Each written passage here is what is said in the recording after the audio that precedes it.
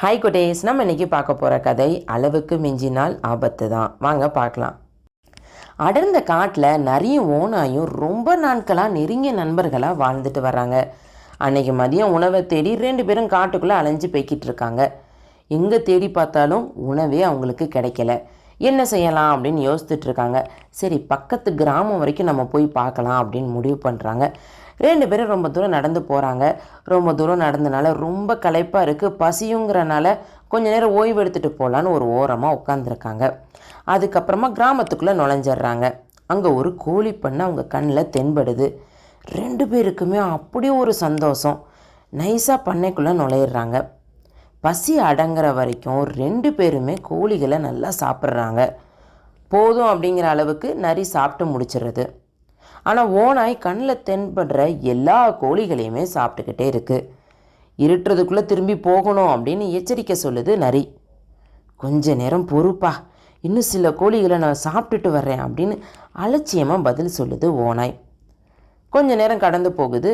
அப்புறமா கிளம்பலாமா அப்படின்னு நரி கேட்குது.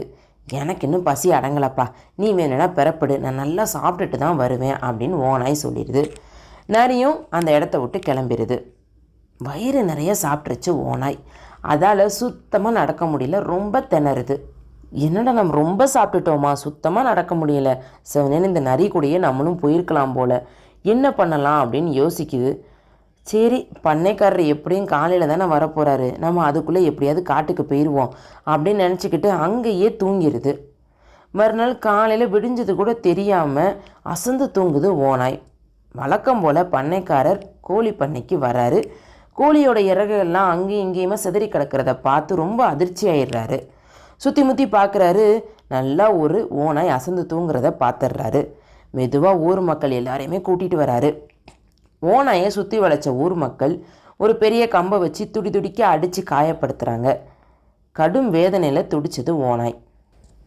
ஹாய் குட்டீஸ், உங்களுக்கு இந்த கதை பிடிச்சிருந்ததா? இந்த கதையில் வர மாதிரி நம்மளும் நம்ம வாழ்க்கையில் நம்ம தேவைக்கு கண்டிப்பாக ஆசைப்படலாம். ஆனால் தேவைகளையும் மீறி அதிகமாக பேராசைப்பட்டோம் அப்படின்னா நம்மக்கிட்ட இருக்கிறதும் இல்லாமல் போயிடும்.